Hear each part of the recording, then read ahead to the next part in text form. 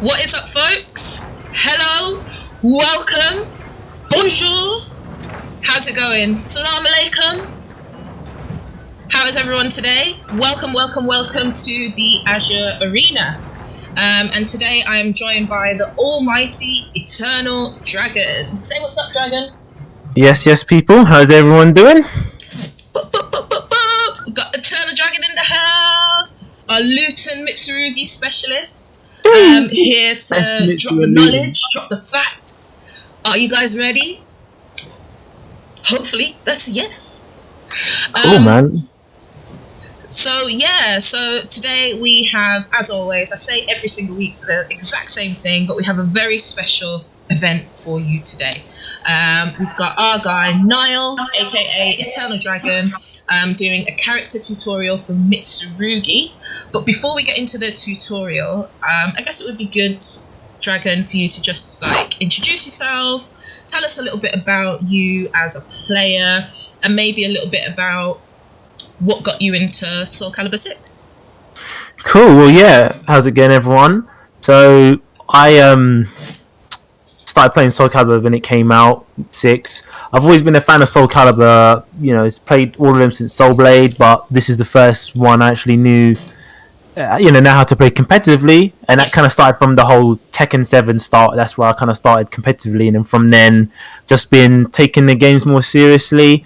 Also on commentators, I've been commentating for Tekken and SoulCalibur, and just ultimate goal was to just progress and just build up the UK FGC. That's why you see, I try to promote any events that we have in the UK. Trying to just reach out to people through Discord, see how they kind of discovered it. So just whether it's SoulCalibur or any FGC, just to grow the FGC. So yeah, commentator. I've been playing the game since came out as well, and just trying to improve and get good at this game. So yeah, it's a bit about me. Awesome. So you're a bit of like a 3D hog, I suppose. You're quite big on your 3D games. Even saying that, I tried to play DOA 6. It weren't that great, but yeah, 3D. After playing 2D, and there's 2D games I love. Just 3D games are just so unique. I love the options, offensive, defensive. I love the characters of those two games specifically, Tekken and SoulCalibur. So yeah, 3D is where my heart lies with fighting games, and SoulCalibur. I love Tekken, but SoulCalibur is just the one, man. You just can't beat this game. This game is just too sick. Like, no matter what, SoulCalibur, till the end. Yeah. SoulCalibur till we die. SoulCalibur till we die. We need like a football chant. SoulCalibur till we die. SoulCalibur till we die. Something like that. So obviously in this stream we're going to be really breaking down your relationship to Mitsurugi. So I'm not going to ask you anything about that right now. But as well as being a commentator, you're also a competitive player as well. So tell us a little bit about why you compete. What do you get from it? Well, I've been waiting for a competitive SoulCalibur since 4. Like, that was my first taste of competitive play. They had this online game battles back on when I had it on 360, and then I really kind of learned, so this is what esports is in terms of SoulCalibur and competing. And Tekken was always kind of the first step into it. But then when 5 came out, I was waiting for my characters. Huang, day 1 main, not in the game, and I don't like Yun Sung. Mitsurugi, they took away his stance, so he's got 2 stances, well, his 2 Mei stances, and they took away the one that I'm in now. So I was thinking, wow, I used to love this stance. They just gutted him completely. And then I used to also use the Salamel when they didn't have him in the game, so I just really didn't have the motivation to play that game. Yeah. So I had to wait until another SoulCalibur to get into competitively.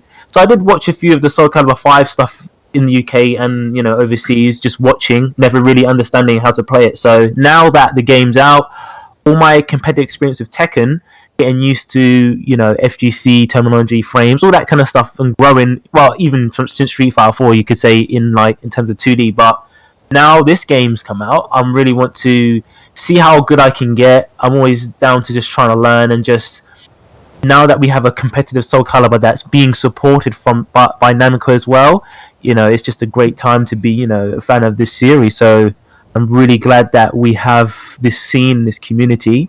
So yeah, I just love competing, and just SoulCalibur just gives you that different satisfaction when you win with this game. It's just too sick, man. You can't beat this game, from the soundtrack to the characters.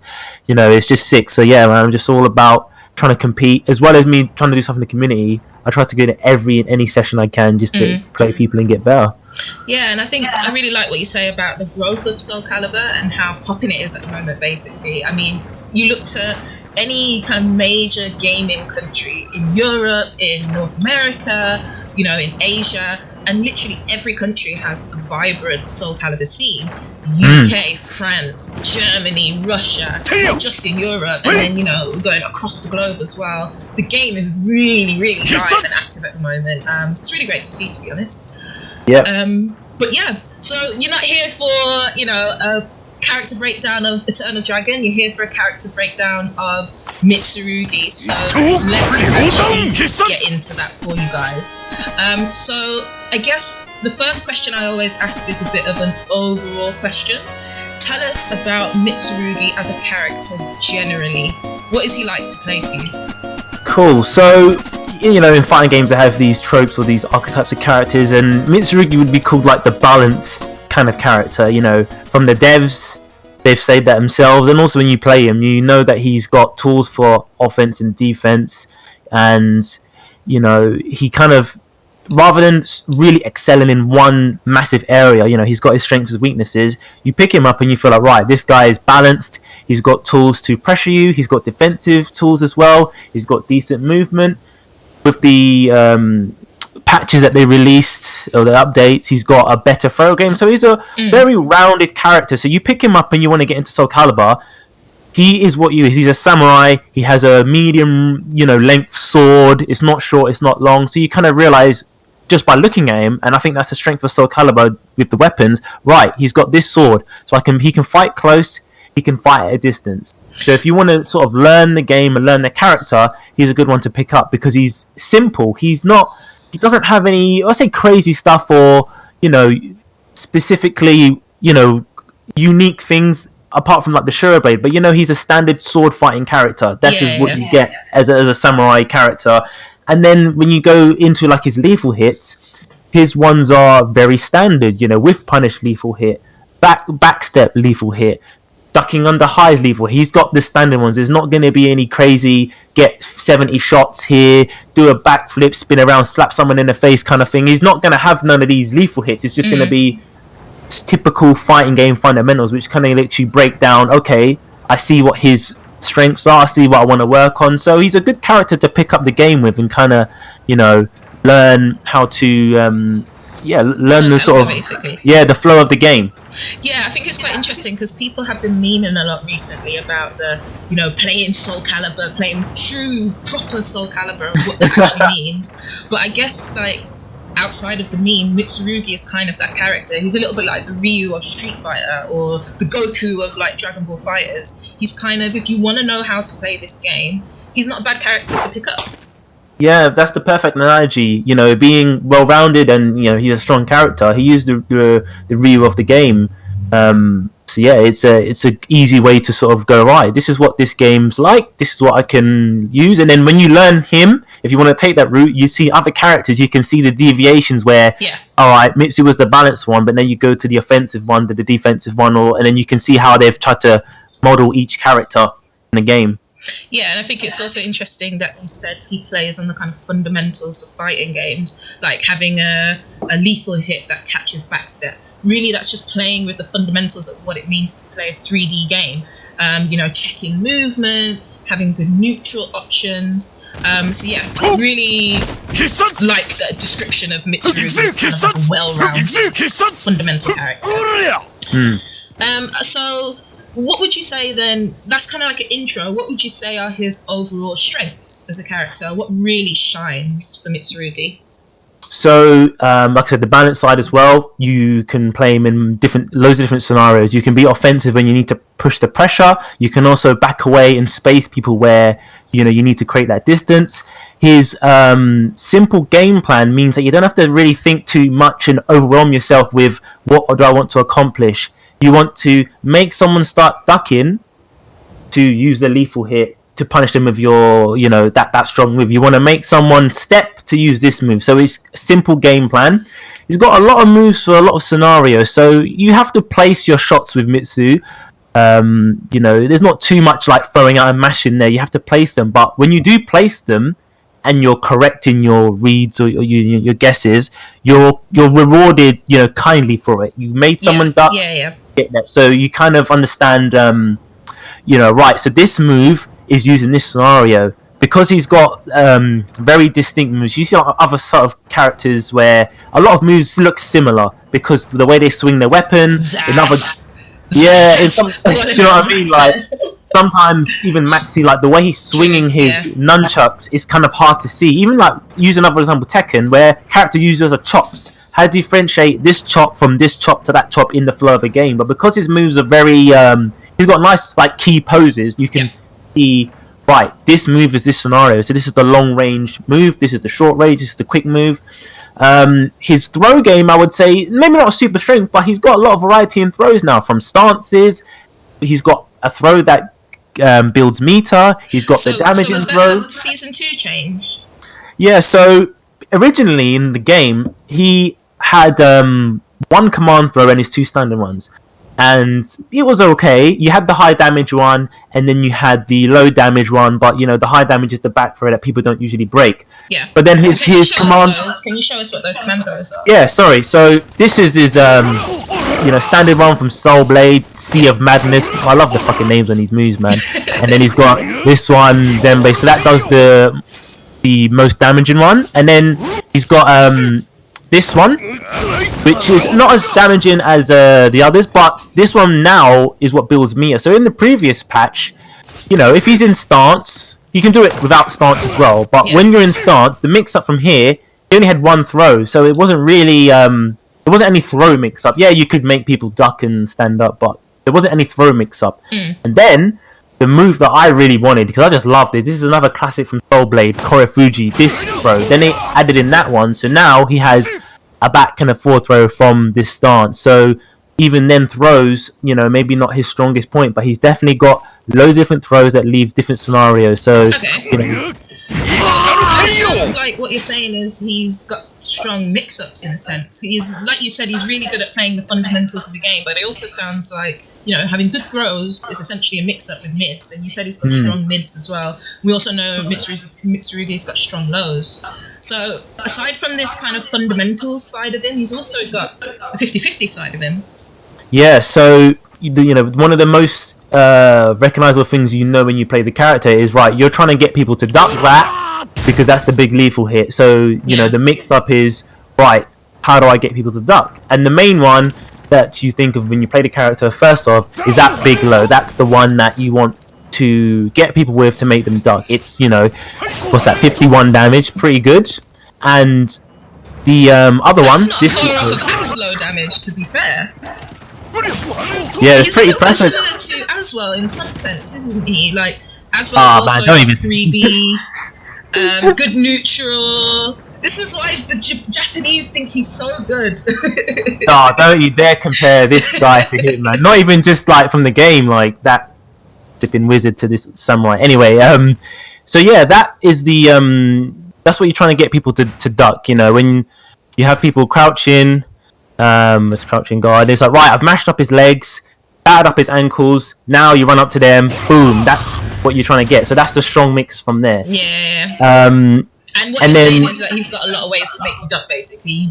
There are times when you're going to want to duck against Mitsu, otherwise you're going to die for it. Because that low that you said, what is it, 1B? 1K? Yeah, that one's 1BB. And then... That rings out as well. Yeah, so, if you're right towards the edge, bang, does it pretty far as well. So even if you're not really close to the edge, depending on the wall, on the ring out, you can bring them out from a decent distance. Let me try here it's gonna. Well, that's another thing to talk about in terms of that change. But he can ring out sort of a fair distance where it has surprised people in tournaments there as well. Yeah. Where you're like, oh shit, he got me from that far. Like he got a bit of forward momentum on his throw there, on his running.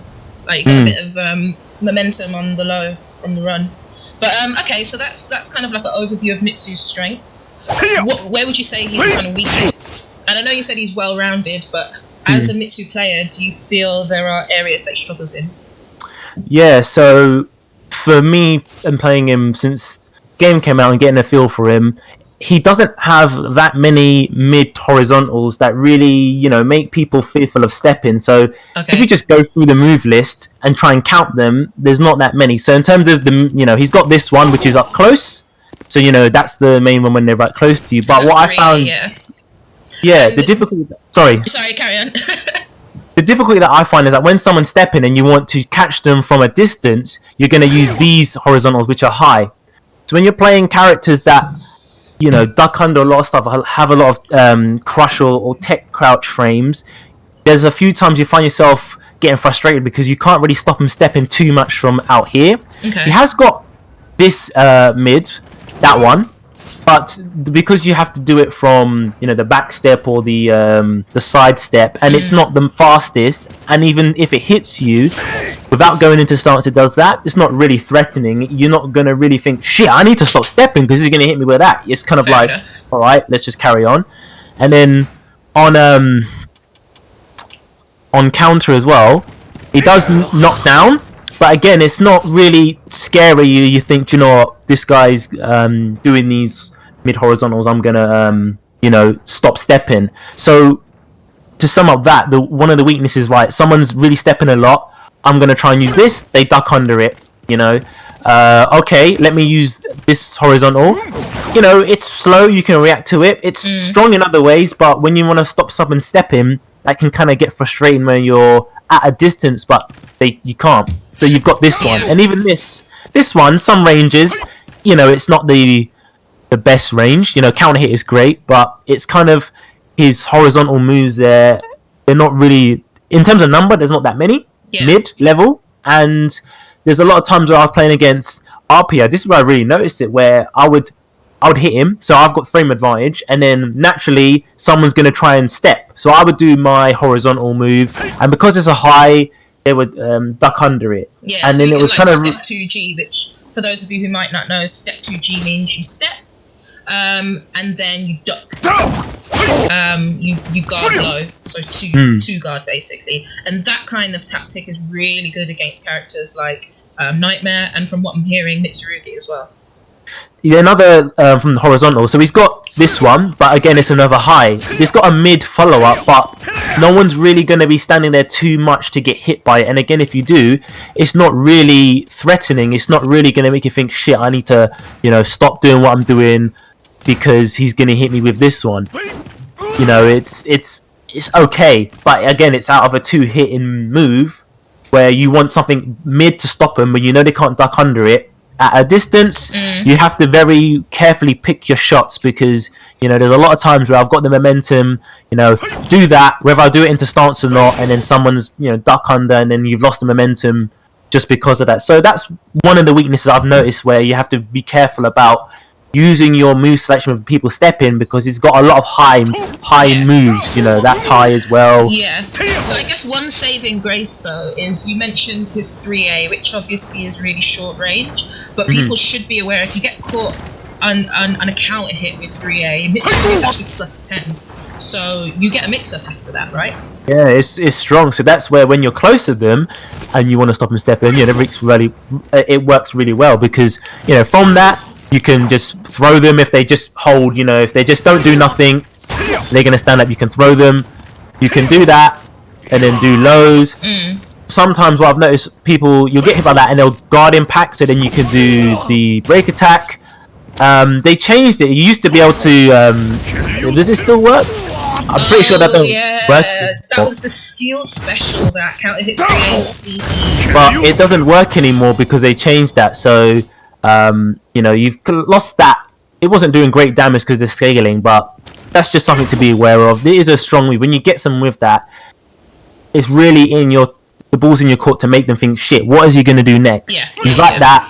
Is he going to go low? If you're going to think he's going to duck low, then you get hit by that lethal hit. So that is a really solid move. And when you're up close, tracking on it's good. No one's really going to avoid that. It's just when you're just a little bit away from that, if I can even get there, you just might miss. Well, it seems that in terms of spacing against Mitsu, obviously it's going to be dependent on what type of character you're playing. But for me as a Nightmare main, it seems that actually I want to keep you in that kind of mid-range, because up close you've got your lows, you've got your counter hits 3A, you're faster than me as well, so it's a bit dangerous for me to be at that kind of one character range. But the 2 character range, the 3 character range, maybe that's where it's easier as a zoning character to play against Mitsurugi.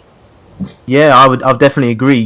He has tools for those ranges, but comparing those scenarios, I would favour the being at a bit of a range, because if he's here and he's using his strong verticals, you can sidestep him. If you whiff something, you're going to get whiff punished. He's got quick things to do that, but you've got distance, you've got time for him to reach you there, and if he's going to stop you stepping, that his step catches aren't the fastest, are not really amazing, so you're gonna have more chances to work with something when you're out of that kind of range there, even if he's spacing out here and then you see that running one there. That's what might catch you off guard, but that's up to the Mitsu player to disguise that, where you're out here thinking, right, I want to come in, I've got sort of this to just kind of tease them, and then you run in with something like that. Yeah. Okay, so Karyaku in chat is saying how negative is 3A. So let me just access the frame data in my brain. Mitsurugi's 3A is -8 on block. No, I'm joking. I checked. I don't know too much. I'm not really a frame person. Apart from the key ones, play on a lot of feel and then frames here and there. So yeah, it's -8 on this one. And Grimjo994 is saying that 236AA is not a bad option in terms of horizontal. Yeah, that's good as well. It's another high, but I like it because it does more. It does good damage, from a 14 frame punish as well. And I like the scenario that it creates, because when you when you get it and you get the just frame, you get a bit more damage, and they're very close to you. And depending on the scenario, sometimes they stand still and you can get a side throw from it, the way that they finish. But then also, a lot of people sometimes, they do that and they're ready to duck, and then you hit him with a lethal hit. Or you've got that option. So that is a good option as well, because of you can do it like immediately, or you can do it like through the stance, where you're kind of thinking, what am I doing? You can do it straight away. You can do it without any telegraphing that silent step. Okay. Andy's adding in the fact that 1K and 1KB are decent step killers as well, which is true, but you've got the problem that obviously minus on hit, and this is something that a lot of new players don't know as well. So when you see Mitsu do this low, it's actually not his turn anymore, technically. Yeah, that's one of the frustrating things with me, is that the lows are good, but I've even seen top players fight against skill, top French players get hit by 1KB, and because they don't know it's minus, they don't press anything because they think, oh, it's his turn. And I'm there thinking, you've got better chance to hit him something. Hit him, because it's what is it? It's -14 on guard.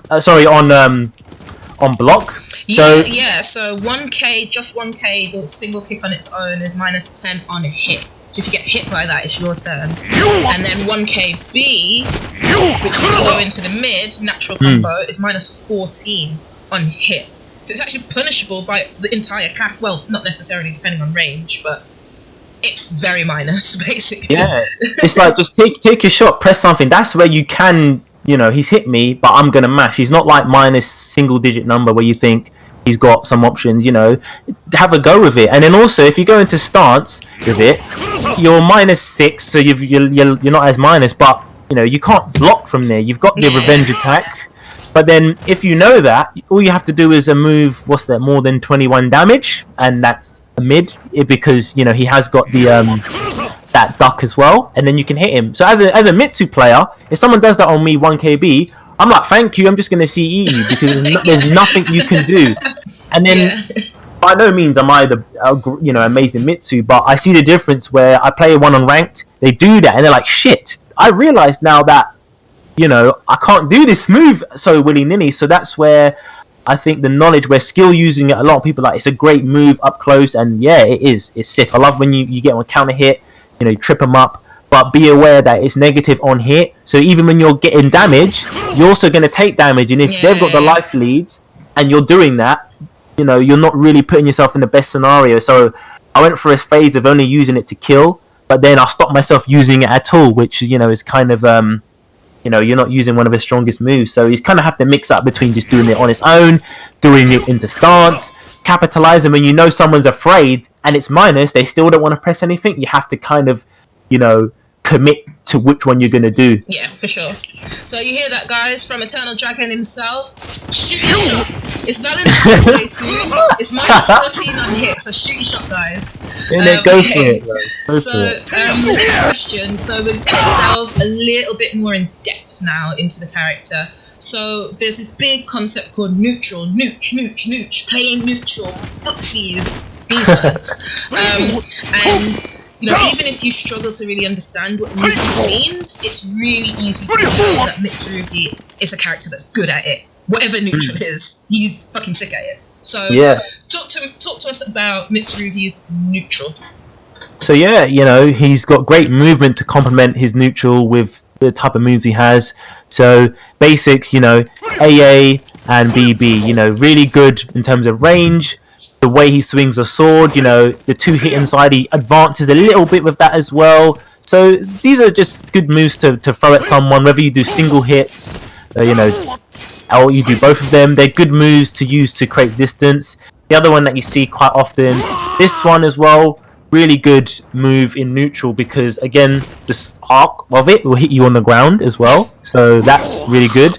The fact that it's, pretty sure this is 14 frames as well, so it's fairly fast. And just the motion of it as well, you run in, you do that, it catches a lot of people, so that's a really good tool to use. And then the slower, more sort of rewarding damaging one when you see a big whiff, when you're playing neutral, someone does something, you're like, bam, you get in with this as well, where you want to take go for more damage and more mix-ups. So he's got a lot of options to play the neutral. He's also got, this move as well. It's negative, but if you space it well, it becomes difficult to punish as well, just because of the way he's swinging his sword. So he's a bit of a spacing character then, in that sense. Yeah, and then that one as well. This one that you see, someone's, again, similar scenario, you catch him with that, the way that he steps in, the 2 hits, there's a lot of moves that cover different scenarios where you think, do you know what, he's got some tools to cover good distances, good options, so you can really play him. And then also the kick as well, bullet cut, I believe this is called, that kick, it's not super fast, and but the step forward, I like it. Look at that distance, just where he's standing on the middle of that tile, look where he ends up. That is a good distance covered, and when someone whiffs a move and you're ready for that, the fact that it knocks down, it can ring out, so you can run up to them, it's a really good move. And I've started to get a bit better at utilizing it, because it's not just about the hit, it's the follow around, running up to you. It's like, shit, what's going to happen next? So and so Dragon, we play quite often, and I think one of the things that I find frustrating about playing neutral against Mitsurugi is his BB. Can we talk about his BB? That move is so good. The range on it's crazy. Yeah, I like it. It's good.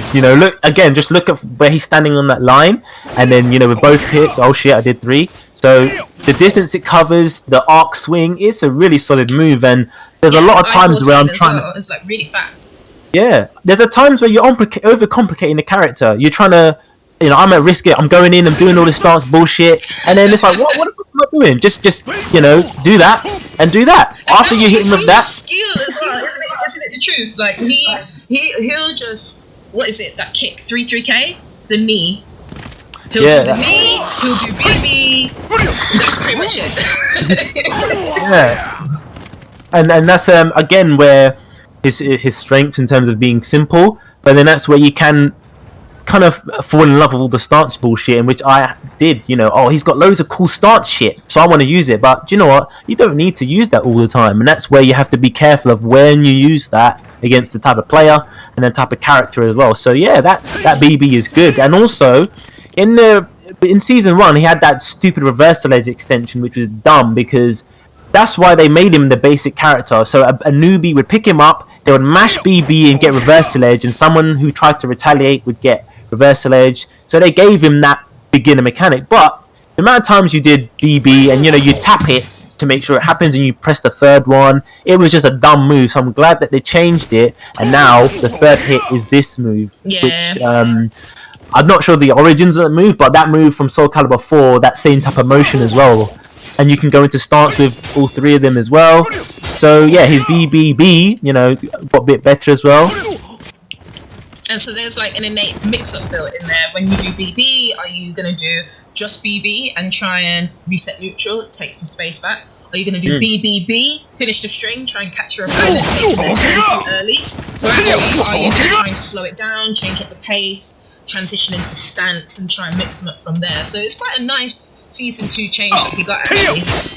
Yeah. Oftentimes, because you don't see that move often, and sometimes people don't know that it was changed, you do that, you try to press a button and they get hit with that, and it's like, oh shit. So it's definitely a good improvement on that move that used to go in reverse there. That was so frustrating. So the last thing to touch on with neutral then that I just want you to talk to the stream about is his rising knee, or the 3-3K move. That one. Yeah. So the frame data here, that knee is actually -2 on block, which is awesome for how fast it is. It's I-14. So can you demonstrate the range of that kick? Yeah, so admittedly, we spoke before, and I need to use it more often, but it is really good. And because when you're running in, you just need someone like that. You can space it well, where you see that was kind of shallow. You can be really deep as well, but the kind of range there it has, the pushback as well. It can, and because it's not very negative, you can still work with something. As you said, sometimes you see skill do the knee into the knee again, and then sometimes you see this where they do the knee, someone tries to do like AA, and then they go underneath it, and you get hit with that lethal hit because you want to press something that's kind of safe-ish, but because that knee recovers well, you do that knee you go underneath it, you get a lethal hit. So that knee is really good. I need to utilize it a lot more, and you can. That's the kind of fundamentals of a 3D game coming out, because being -2 in a 2D game is okay. It's not my turn anymore. But in a 3D game where you can like 1A and duck under stuff, where you can GI, sidestep, -2. I always say this as a nightmare player, but -2 is like my optimal place to play. I want you to be +2. I want you to think it's your turn, and I'm gonna steal it. So that's kind of my mindset. I'ma steal that shit. That's kind of my mindset as a player. Okay, so let's move on to the next question. Loving my French accent, I hope. My awful French accent. The next question. So we've chatted about neutral. Let's zone into pressure then. What does Mitsu's pressure look like? So I'll talk a bit about some of the start stuff. So when someone's on the ropes, sometimes like if you've launched them and you see this typical setup, now it's like kind of your time to pressure. So you've knocked someone down. Often you see people go for that low because it leads into stance as well, and it's more mix-up potential as well. So that's also good pressure. With his standard buttons, he can pressure you as well. You're going in on someone, you can do that, run out, they whiff again. So his pressure is very scary at the wall, and you also the 2A, that steal your turn back. So his pressure when you're on the back foot, in terms of those basic moves, is good. But when you've got someone really frozen, that's when you can start pressuring with the stance stuff, and that's where I think it's just a thing of beauty, because when someone's giving you that time to work with because they're shit, what is he going to do? That's where you've got the potential, right? You can dash in, you can do stuff, you can do that as well, where you're like, shit, I've done something. You go into that. Sometimes you can just manual transition because they're actually very scared because of the pressure that you're putting on them as well. His knockdowns are good as well. So the pressure tools that I use when I'm trying to go in on someone, I like to use that one, this one as well. That was a good one to go in as well. And just steal in terms of this one as well, because they try to retaliate. You duck, you hit him with that, then it's still your turn. So it sounds like part of what Mitsurugi wants to do with his stance transition is kind of mix up his pace a little bit, because I know I play a character who has an I-10, right? I say I-10 in quotation marks. Armor's obviously not an I-10, but it comes out at frame 10. So against characters with otherwise tight stance transitions, like both of these characters on the screen, Mitsurugi and Raphael, actually there are a lot of transitions that interrupt in armor. So it seems like Mitsurugi is not necessarily a frame trapping kind of character, because his stances aren't necessarily full of frame traps. Actually, it seems more that they're kind of structured around mixing you up, changing up his timing, making you hesitate, that kind of thing. Yeah. So a good point you touched on that, and like you said, like pressure. When he's in this stance, this is very good pressure tool. It's very fast. Yeah. It's high, so you can duck under it. Moves that have tech crouch even after hit as well.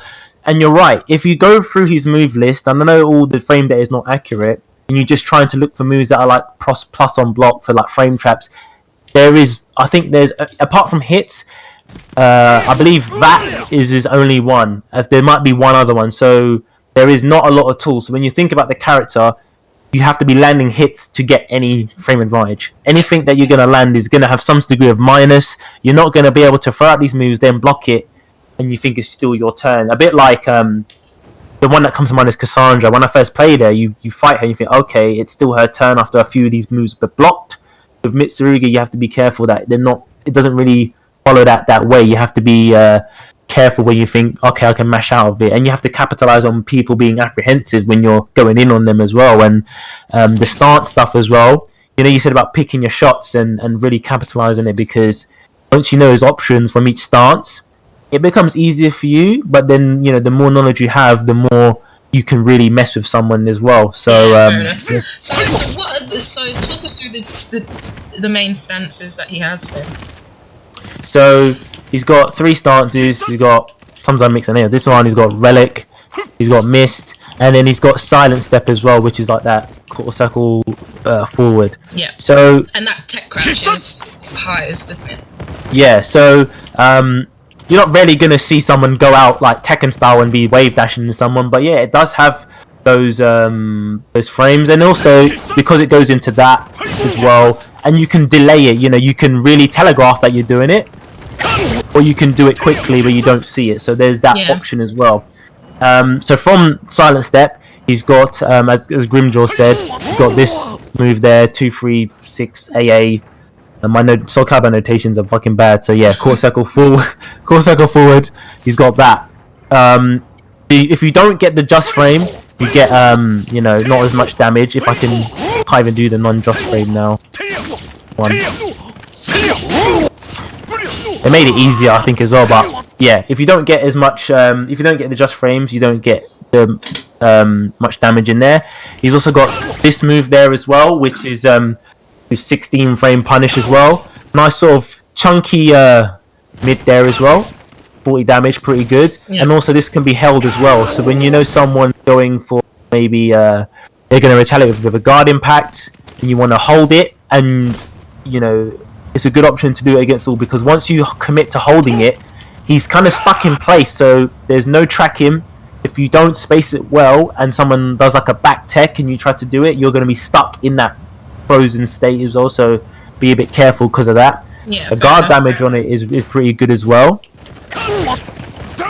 And then his the other move he's got from that, the low, which is good because you can just do it singly, but then you can go into stance as well. Another good low where you can go into stance, mix up from it, and if you think someone's going to retaliate after that, you hit him with the guard impact there as well. If someone's going to get hit by that, they're going to try and sidestep, you hit him with that as well. So that's in terms of the silent step as well. So what's Relic all about then? Because I know that stance has quite a few break attacks in it. So tell us a bit about Relic.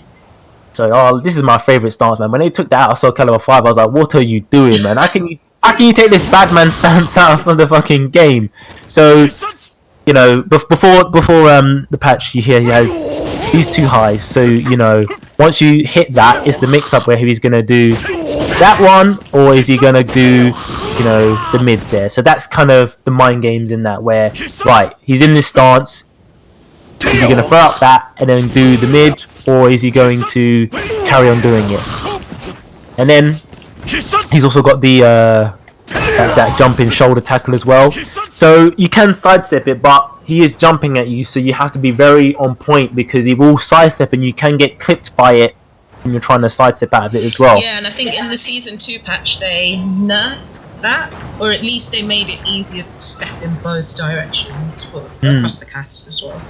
Even the other sort of kind of shoulder tackle, they nerfed that a bit as well, so it's easy to step. So kind of similar where, yeah, it's harder to step than, you know, a very small sword strike, but if someone's chucking their whole body at you, sometimes you're going to get clipped by it as well. And the other thing with this stance, where previously he didn't have a low out of this stance, so to be honest, you could just stand up and block and kind of just wait to see what he does. You didn't really have to think, is there a low coming out? You know, you didn't really have to be afraid. You know, manual stance transitions are slow, so you don't really have to respect that. So when he's in this stance, it was just kind of, after this move, what's he going to do? You know, is he going to carry on doing that? And if he does this, you can sidestep it, and as you said the other day, you can sidestep it and get caught by that as well. Yeah, it tracks to one side, doesn't it? Yeah, and that's where, again, the 3D side, where the characters swing their sword, you have to think about what side are they stepping it to. So you see where he swings it, if you step to that side, you can still get clipped. And then the other was that. And this move is good, it's safe as well. You know, the distance he jumps is really good. So, Season 2, sorry, no, carry on. and then, so that was the Season 1, you know, that was kind of what you had to work with in Relic as well. But then they added this low, which again, I missed that from, you know, previous SoulCalibur. So now, yeah, you're not going to kill someone with this, but it gives them something to think about that makes them want to duck, which then opens up, you know, hitting them with that. They can end up hitting with this. So that move is another facet to that stance now. Now you have to think about ducking. Maybe not as much. If you got bare life, what's the point ducking? You know, to block that. But once you're low on life and the pressure's on you, that can make you think, shit, I need to do something. So and again, so that's quite different to miss stance then, because miss stance is not really a kind of mid-low stance, is it? So he's got a low in it, but he's only got this one in it. And again, I think kind of like the other stance, you don't really need to duck that much against him as a whole when he's in these stances, because you're only going to be, if you're standing and blocking, you know, and you don't want to duck, you're going to be eating that. That's not really sort of that threatening. If you're in mist, he's only going to be eating that. So it's up for the Mitsu player to make you want to duck, and then, you know, really capitalize on the fact that, because he knows you're not going to duck, then he can do the other stuff, the throws. You know, that's kind of where these stances kind of fit into, you know, him advancing on you, him putting pressure on you as well.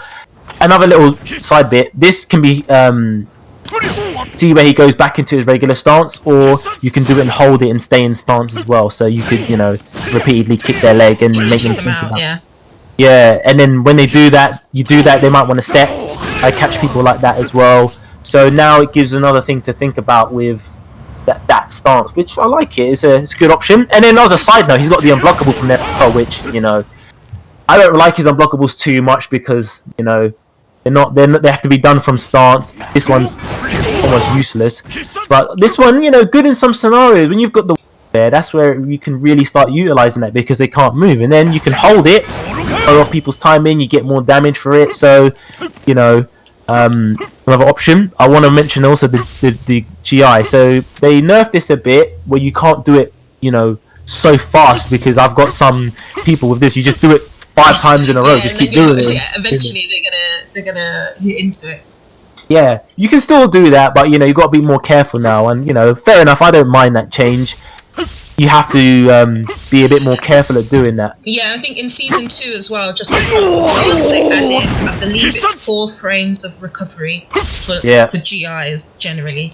So Mitsu was hit by that as well. And then I'm just running through it as well, so just need to forget about this. So the other point was, why do you want to duck, you know, in this stance? There was not much reason to duck, but now they added this move where, you know, usually you would see that and you'd probably duck after it most of the time, and you might get hit with that. Now they've got this mid option where it will catch people ducking. And the good thing about this move is, it's very strong. You can do that, and now BBB. Look at that, 60 damage from that. Oh, so that's really the whole point of that, is to try and condition the opponent. So, okay, you can't try and easily duck once you see Relic A. Like, it's just not a free duck anymore, actually. Yeah.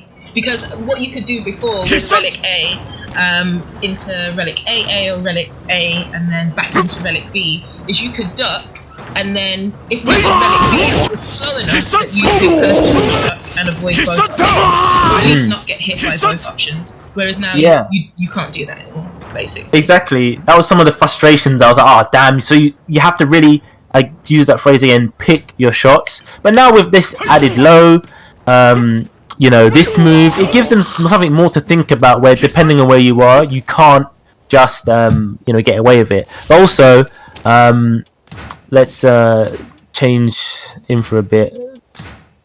God, and then left.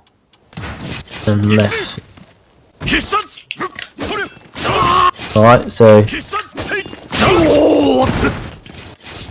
I know you can step it, it's not stepping it there. Let's go run right. And you can sidestep it there as well. So again, it's not free, but it's just where he swings his sword, you've got to be careful of stepping into that side. Yeah, and I think generally a good tip against Mitsurugi is stepping right is a good shout. So I was labbing this after playing a set with you one time, and it seems like it's the right side. Sorry, his Mitsurugi left, so your opponent's right side that he's weak on. Like Relic B, he got a step to the right. 6-6 B, need to step to the right as well. Yeah. So his left side is his weak side. Yeah. Okay, so next question. That's kind of like quite a good overview of the character. What does Soul Charge add to Mitsurugi as a character? Oh, sorry. Did we touch much on Mist stuff? I don't know if we went over any. No, actually, yeah, that's a good point, because Mist does have frame traps, doesn't it? So yeah, sorry about that. So Mist now.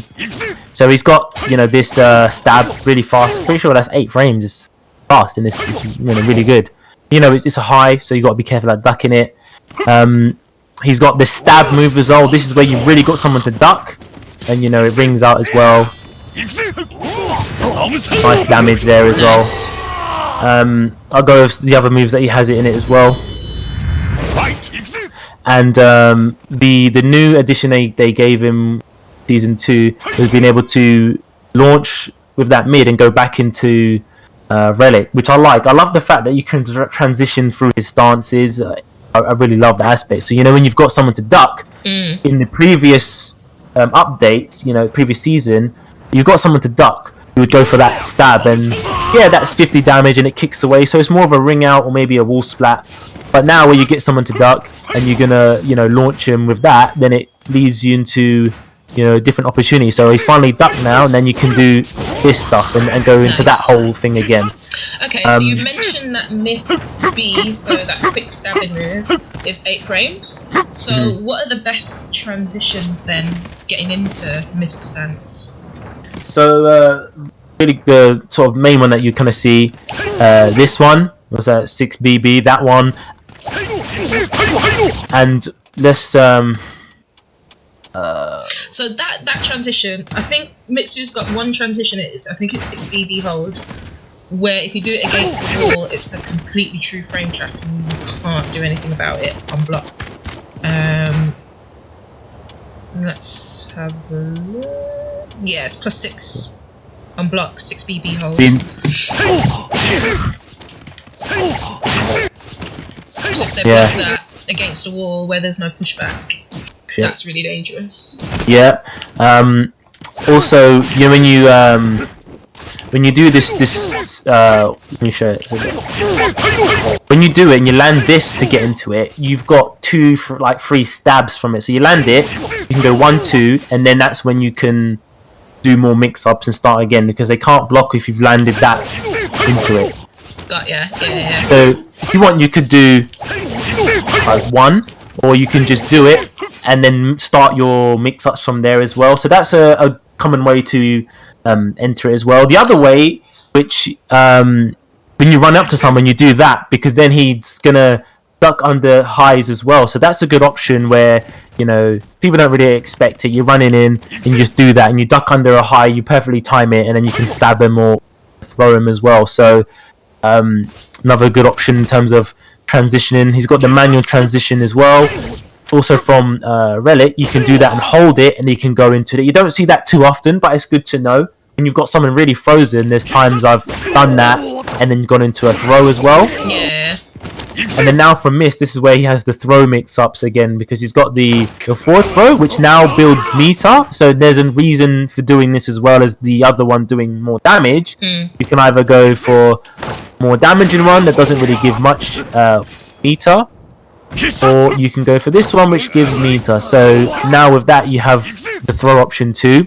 And then this is, you know, this on counter hit where you land that is where, you know, you really get some good damage and get ring up potential, because let's say you're in the stance from here, someone's going to press a button, you can dash in and you do that quick low.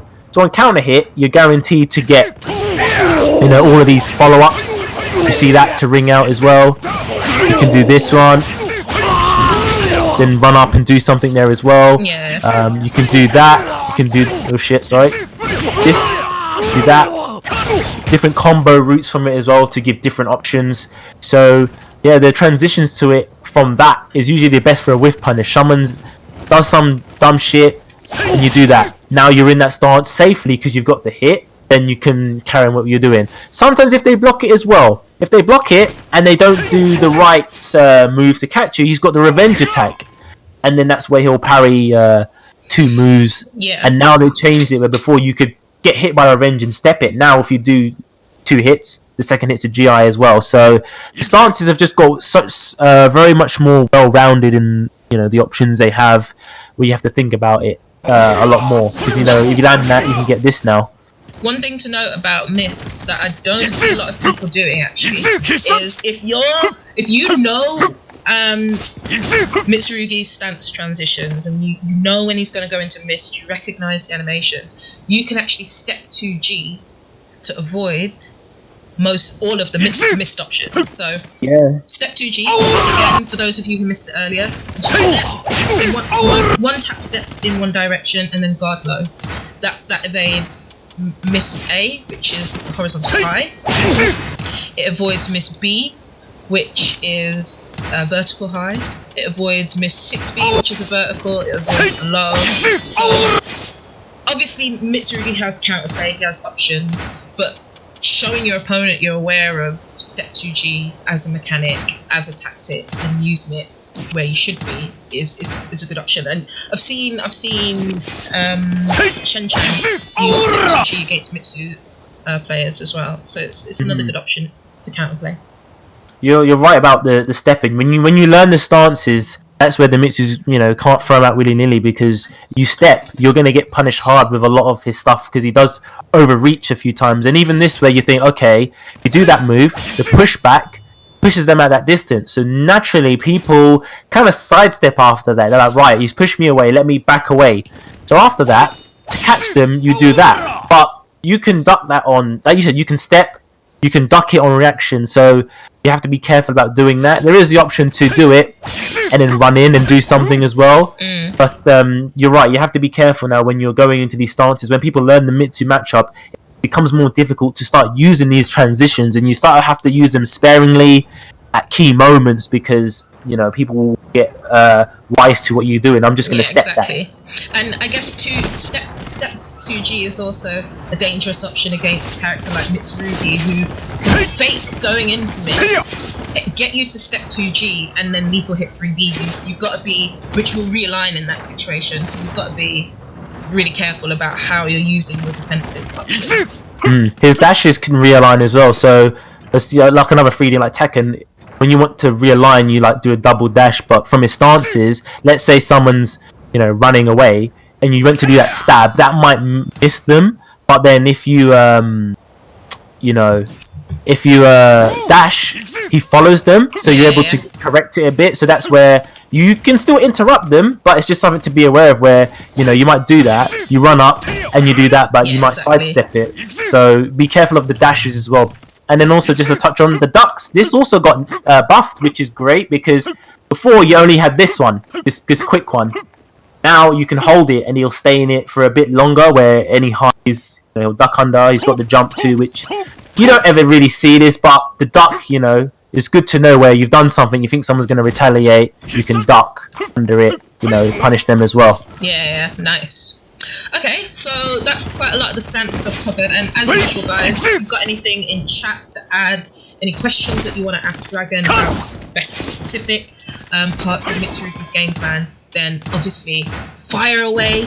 We love questions. But let's move on to my next one. So Soul Charge. What does Soul Charge add to Mitsurugi's game? Cool. So yeah, Soul Charge really emphasizes him being a simple character to understand. When using Soul Charge and you learn his moves, you kind of know what you're trying to go for. And again, it's that 3B because it now having 2 hits. Let me stop.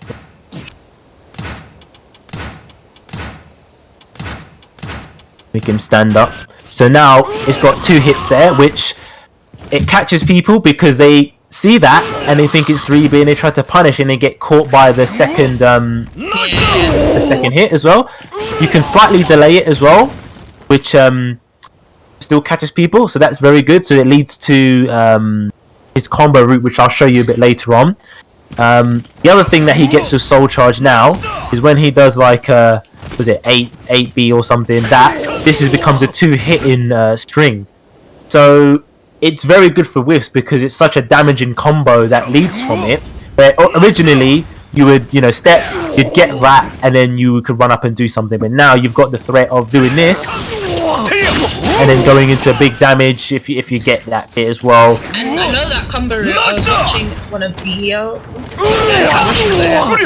Bilal, yeah. That's it. One of his videos, and that combo route actually is quite a nasty unblockable reset as well. You can tech it, but he's also got tech trap options, so that's quite interesting combo route. They did change the damage and nerfed it as well because it was a lot, so I can't even hate on that really. But yeah, it does a bit less damage, but still it's very deadly and it can really change the tide of the match. And that's kind of him as a character where you're in Soul, well, kind of the whole fucking game in a way. Like you get Soul Charge, you can change, it's very simple and there's not a lot of conditions. You run up, you make them duck, you make them guess this move. This is where the strength lies in. His other moves you don't really need too much. It's run up. Am I going to do this? Am I going to do that? And that's kind of what you're just going for. Yeah, really simple. Yeah, and I'll go over the other stuff he has in Soul Charge. He's got this, which is mainly used for a combo. That's plus on block. You can get a frame check from that, but that's mainly used in the combo. Hey, this now... How's it going, dude? Sorry, Johnny. Carry on. That's alright. This now becomes beefier as well, strong, boom, knocks him down, nice damage, so he gets that as well. This is just a personal frustration where, see this move, right, I talked about he's not really having that many mids that are, good for catching steps. He's got this one, so that's a mid, you have to do a slide input for it, but it's so negative, it's launch, it's just so annoying where he's got a mid and it's horizontal, but you can launch them for that. But then you think in Soul Charge, right, now it's Soul Charge, it might be a bit more safer. It's still launching Soul Charge, it's minus 16, isn't it? I think it's like minus 20 something. It's minus as fuck. Like, let me try and find it in a bit. But it's very minus, so you have to make a big read on that. So on guard it's minus 20. Yeah, so that's a proper punish, that. Yeah, and then it is good though, because when someone's stepping out of distance, running and hitting with that, you get a bit extra damage. But when someone knows you can launch it and it's 45, you kind of maybe just want to run up and hit him with that if you want to stop him stepping. To be honest, that's kind of his main things in Soul Charge. You really only need this. He's got that thing as well, which is the extension that you usually see after these ones as well, which leads into some nasty damage, some mix-ups as well, so you have to be aware. One thing that we actually haven't touched on is, so one of the the things that is really great about SoulCalibur is you have so many mechanics to play with, right? You've got Soul Charge, and characters often have individual mechanics. So Nightmare's got Night Terror Charge, Hilda's got Regalia Arts, Mitsu has Shurya Blade in Season 2, which for me was quite a surprise addition to his kit. So chat to us about Shurya Blade. Yeah, you're right. I would never pick to give him a mechanic like that because of you just think he's the standard samurai. He's just gonna slice you up. That's how it's gonna be. But I'm glad. Oh, shit. But because he's got this new mechanic now, adds more depth to him as well, and it also relates to them nerfing his CE from not being 12 frames anymore. This is kind of how they look to give him another 12 frame punish, but it's behind this powered up state, so he can get they it. Gave you some compensation. They were like, we're gonna rob you, we're gonna rob skill, we're gonna rob you, Dragon, of what you really desire, which is a 12 frame CE. But you know what? We're gonna give you Shurya Blade, and that is gonna be fine. Oh man, yeah, they robbed us, and you know he's a strong character, but he has been nerfed on his key moves, which I'll touch on a bit as well. Which, oh man, you want to talk about skill being robbed at Evo? Oh man, I felt that as a Mitsu main. Oh man. So anyway, he's got the main axis that you'll see. You land the CE, kind of makes sense. They just followed on. The animation was all fiery, but he never got to keep the fire. But now he does. And to some people, they've said to me they thought it did a lot more. It does look like it does a lot more, but to be honest, it doesn't do a great deal. Not to say it's bad, but it's not going to go and change the game too much. So now he's in Shurya Blade. The throw mix-up is the strongest thing that, you know, you come to your mind. Now this becomes a lethal hit, and then you can get this guaranteed. So really good damage. So yeah, what throw is that? I had no idea that was a thing. So that's his back throw. So when someone's in Shurya Blade, it's the mix-up. Are they going to go for the big damage? Because I've done that against you, and I'm like, I need to come back. I need some big shit, quick time. I'm just going to run up, do this, and you get it once per round, so you can do it once. But that's a good buff that he gets when he's in Shurya Blade. He also gets. Oh man! Oh, Karyuku's got a good question actually. If CE is blocked, do you still get Shurya Blade? Yeah, you do. Bruh. Yeah. That's nice. So you get punished for that, and even if you wasted the bar. Actually, I like that. You still get your buff mechanic. Yeah. So I guess the animation, his hand burns up the Thunderbolt Blade, and then he doesn't hit you, but he's still on fire. So maybe that's why they kept it. So he's got the other move that he got, the 12 frame punish, is that one. So that's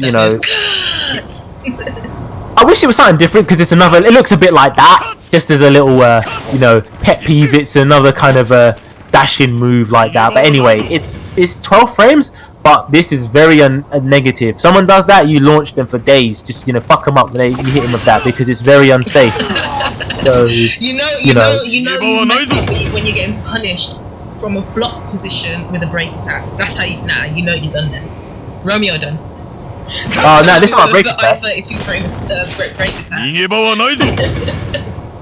Oh what? No, this isn't a break attack. This move. No, I'm saying that you've messed up when you're so minus. You get punished with the I-32 break attack. Yeah, trust man. Like there's wind up from that punish when you mess this move up. So that's his new 12 frame punish behind it. Be careful though. There's times where you're in the match, you're rushing it out. You might do it too quickly, and you press the down and you get this. That's kind of where I've been fucking up on it from learning it. So nice addition when you've got that, because now people have to kind of remember the whole CE stuff where a minus, it's not just going to be a AA anymore. Yeah. He's going to hit me with this, and the knockdown is great as well. They changed it and nerfed it slightly where you've got more frames to stand up. But it's a nice move. It's a good addition to it as well. I think you remember that it's unsafe. Have to count your blessings for that, because an I-12 mid is literally like gold dust in this game. Yeah, and tell me, is he the only character with an I-12 mid? Does any other character have an I-12 mid? I don't think so. And even the way it looks, you see this AA, this is, that's 12 frames, but the way it looks, it just kind of like just appears. You're just standing there, bam. It's very like the frames might be the same, but the way it comes out is kind of quick as well, and doesn't cover that much distance, but you see that kind of gap there as well, where it still hit you from that far away. So good addition. And he's also got. Polycarp is saying that Taki has an I-12 mid, but there you go. That kind of like shows the point. It's just gold dust, like absolute gold dust. So going on more to the Shurya Blade, he's got his this one becomes a third hit now as well.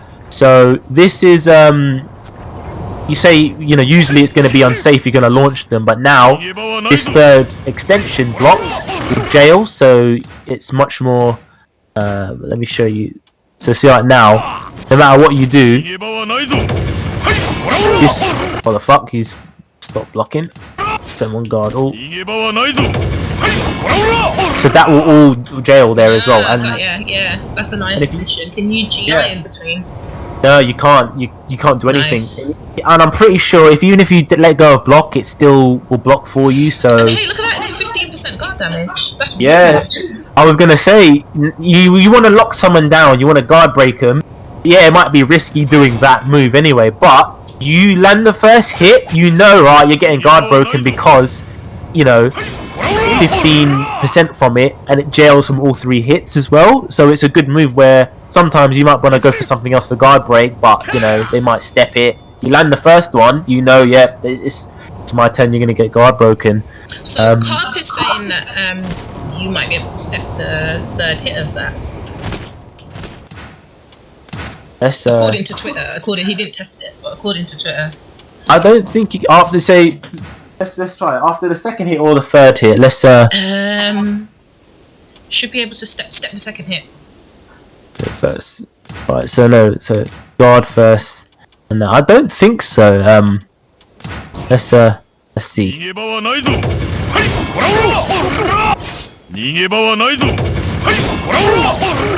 He's stepping and getting caught there. Let's try. Oh, you can. Okay, that's good to know. Nice one. No, that is good to know. I'm thinking of that. Yeah, but I think I was thinking of that. Similar moves because he comes down from the sky. I was kind of thinking of that, but that move I don't think you could do anything in that. But no, that's nice one. Carp, that's good to know. So yeah, you can sidestep that, which is great. I think it's just you can't interrupt it, I guess. Okay, cool. So anything else to add on Shurya Blades before we move on to the next question? He's got that Tanegashima's Terror, the projectile one, where he can enter it.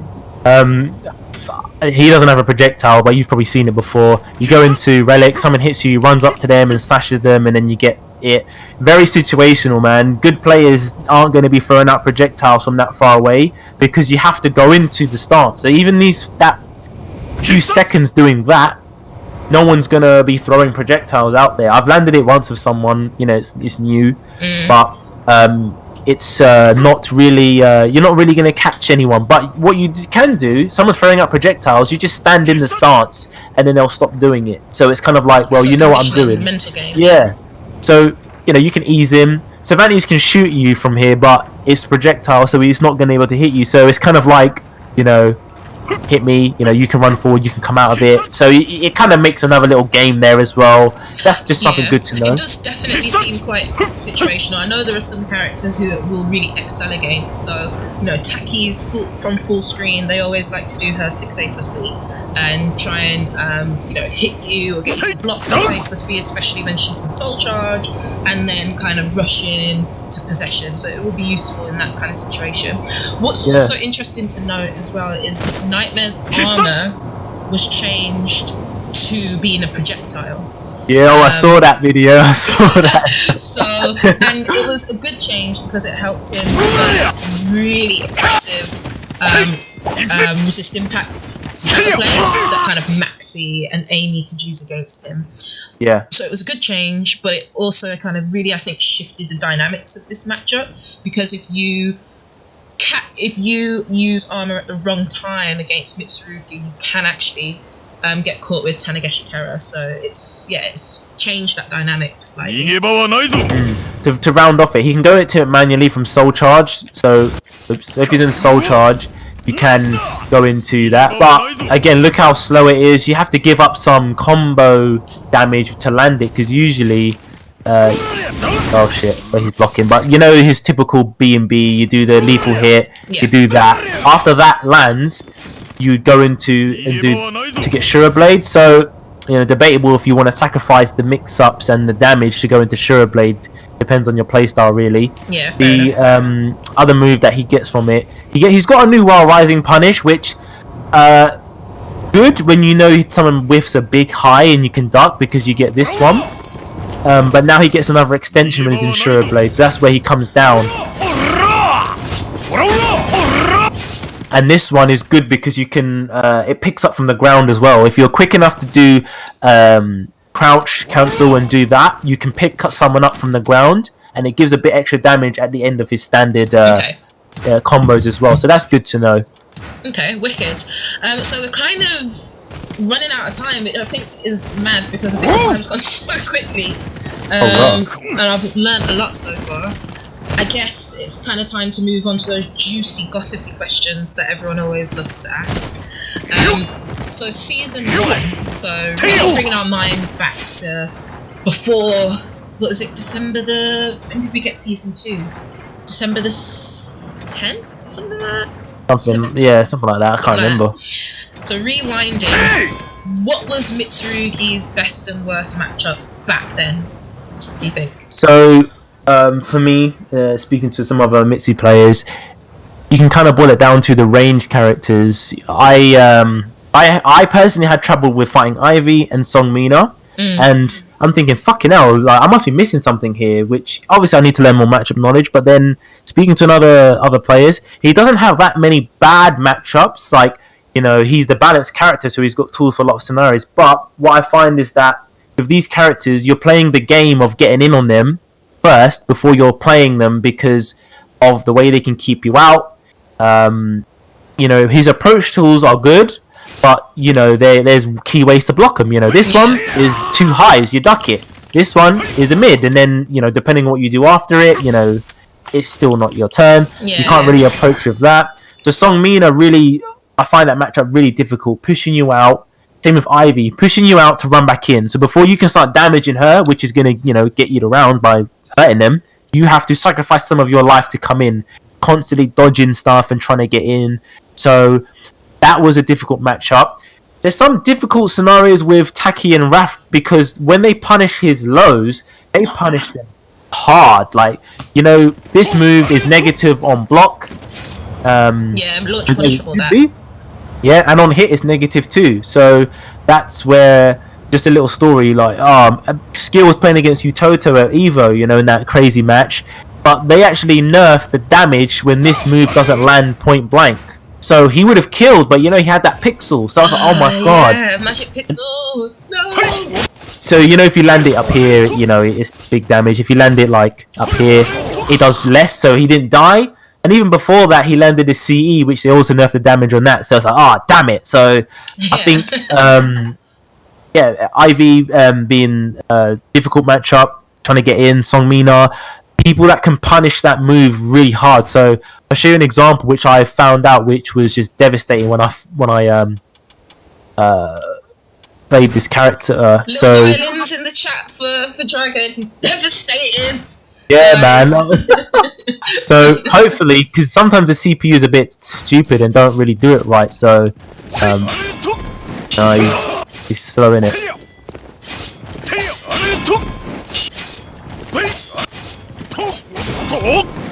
Oh, nice. So he's the CPU is done, but basically that lethal hit after that is devastating, and the same for after this as well.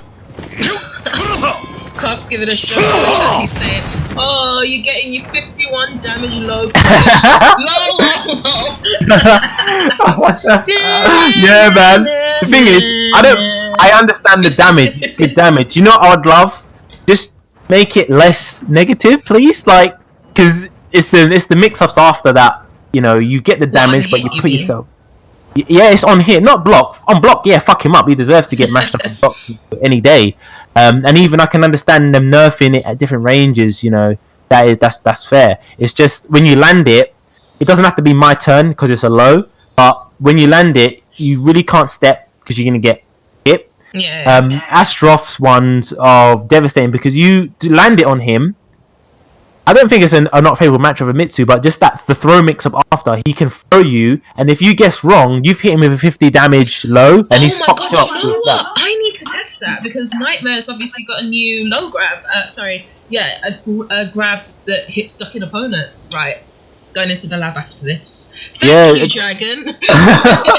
With those lows, take more liberties with when you block it, man. Like, experiment, because even if he lands them, he can't really start moving after he hits you with that, because you're going to get counter hit. You have to either, Mitsu has to stand and just block and take whatever come in, then you're going to get throw, or commit to ducking. He can backstep if you pick a slower option, but then again, if you've got a horizontal mid that covers a good distance, then just hit him with that. So, his lows are strong. I will not deny they're strong, but be aware, one of the weaker sides is that when you're punished hard, and even when you land them, it's still not really, you're not safe. You'd still be like, oh, I've landed low, it's my turn again, or even if it's not your turn, you're only -8 or something like that, then you've got something to work with. Now you being -14 or -20 something, as a Mitsu player, be careful. And it's an interesting balance. Like, I can see the thought behind it from a game design kind of perspective. In a game where the majority of the time you're blocking high, you're blocking mid and high attacks, you want to be careful how you balance lows. And I can understand why they'd make 51 damage low like a bit crap on hit.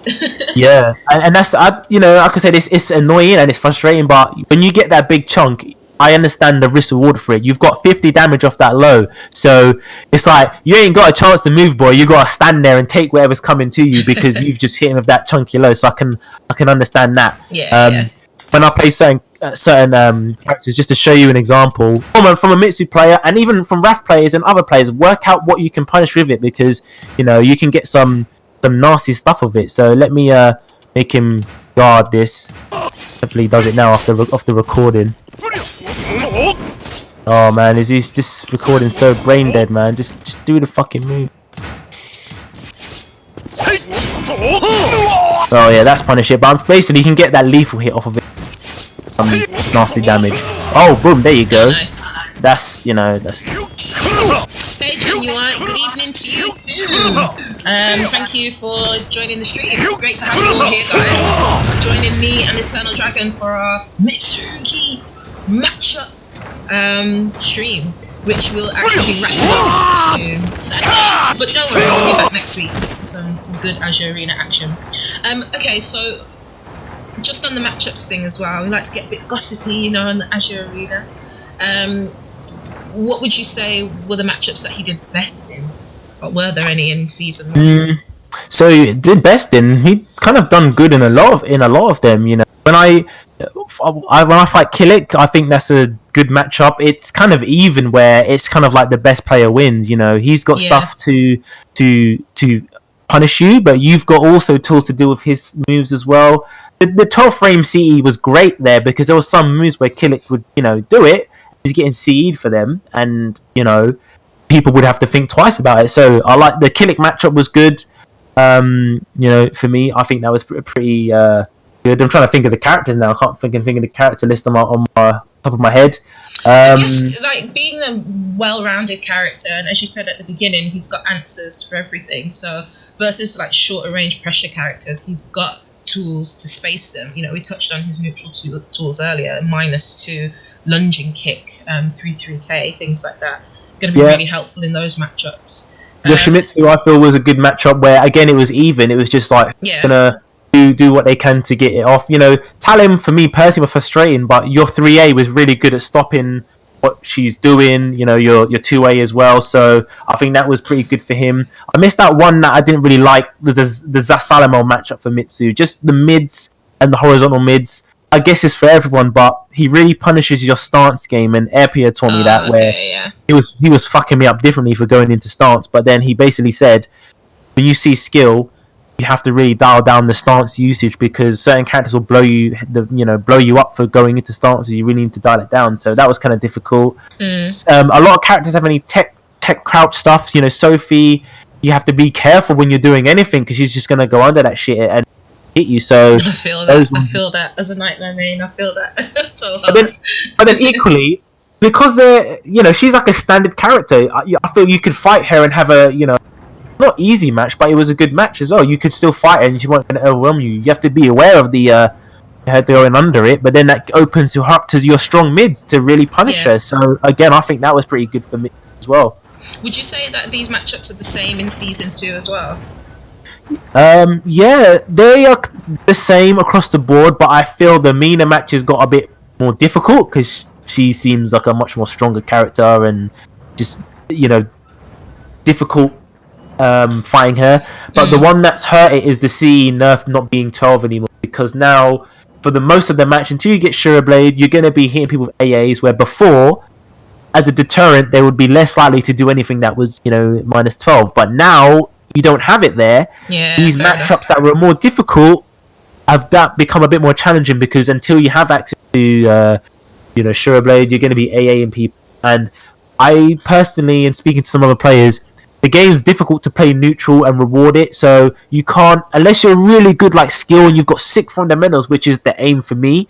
You find it going to be difficult to AA someone to death when you're playing good players. You're going to have to start reaching in different directions, and that's where it's about who's going to come out on top, where you're going to AA someone but they're going to go for that big move or punish you hard, and you've been trying to play solid all day. So he's a strong character, but he's simple in usage, but when you use them at a higher level, you really have to start placing your shots and your horizontals and your verticals, because you will get punished for them. Holy Carp's made a good point that the nerf, that CE nerf actually hurts in the Ivy matchup, because he can spam from couch 1B again and just get away with it, which is... I love how he puts that in the chat with a smiley face as well. Yeah, he taught me that when I was playing it one time.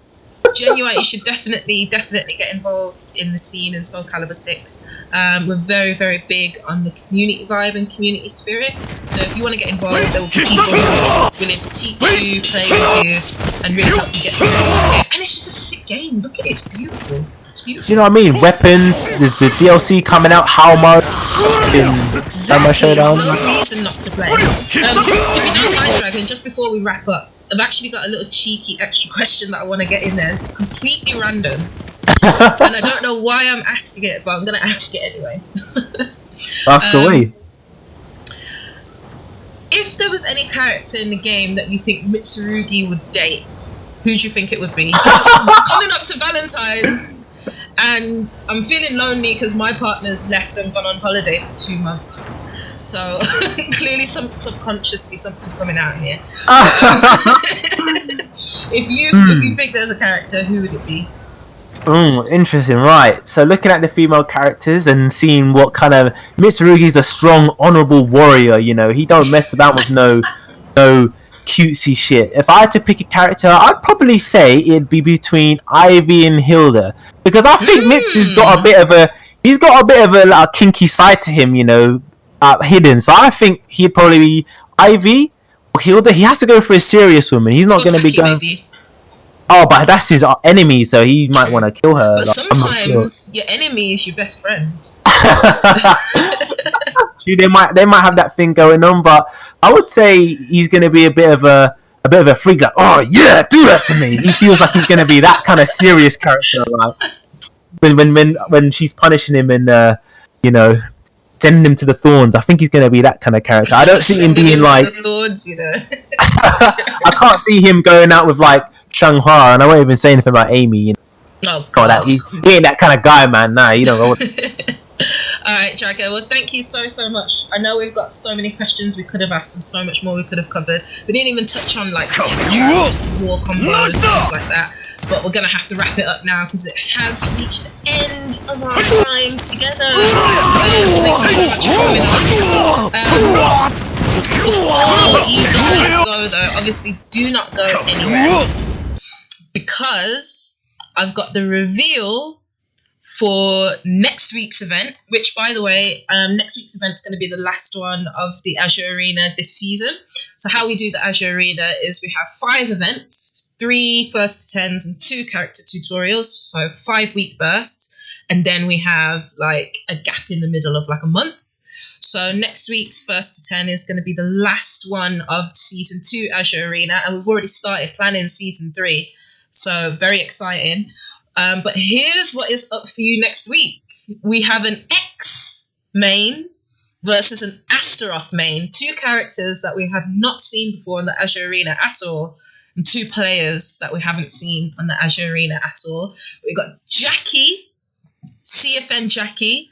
Probably one of the only Xianghua players in the UK, to be fair. And we've got Scottish Astaroth legend, World Brand Star, and we've got the 2 of these fantastic players joining us for a first 10 next week to wrap up season 2 of the Azure Arena. And then season 3 is going to come back to your television screens on the 17th of March. We've got the match for that kicking off on the 17th of March. We've got it lined up. We know who's playing already. And that's going to be super, super exciting. It's actually a long-standing first to 10 that these 2 players really wanted to do. So yeah, it's all kicking off, guys. It's all kicking off. Oh, that's sick. Brandstar is sick, man. I played him recently. He totally fucked me up. So yeah, I can't wait for this to see some Astaroth play. And Xianghua, you know, you don't see much of this character. I think you said there's only, I can think of 3 in the UK at the moment. Yeah, and not many that come out to tournaments. Yeah, true. So yeah, and then finally, guys, so this is the Azure Arena next week, but we're not just East London Fighters. It's not just an online event organisation and community group. We actually do offline events as well. So you have to make sure, if you are in or around London, if you live on planet Earth, just get yourself to this Elf Monthly, which is taking place on the 29th of February. The fantastic thing about the Elf Monthly is if you win it, you get free entry into the Seoul Yin Glasgow SoulCalibur tournament that's happening on the 16th of May. And then in the East London Fighters April Easter event, if you win that, you also get free entry into Seoul Yin. So there's 2 opportunities to win free entry. And if you're into Tekken 7 as well, we'll have a PS4 Tekken 7 tournament, as well as Street Fighter 3 Third Strike. So lots of amazing stuff happening. Literally no excuse to not get involved. None. I don't want to hear it. No excuses. Especially you live in London and you've got this stuff on your doorstep, man. You need to go, man. I beg you. Get that rail card and go as well. With no excuse, get that rail card. You love your rail card, right? Oh, man. I'll become annoyed with that. Get it, man. The amount of money you say you come into tournaments, and you can spend that money on the entry. Get a rail card, man. Absolutely. Get your rail cards. Get your train tickets down to London for the Elf Monthly, 29th of February. And then we'll also catch you next week, guys, for Jackie Xianghua versus World Brand Star Astra. But that's it from us. Thank you so much again, Dragon. And for now, peace out, guys. Take care.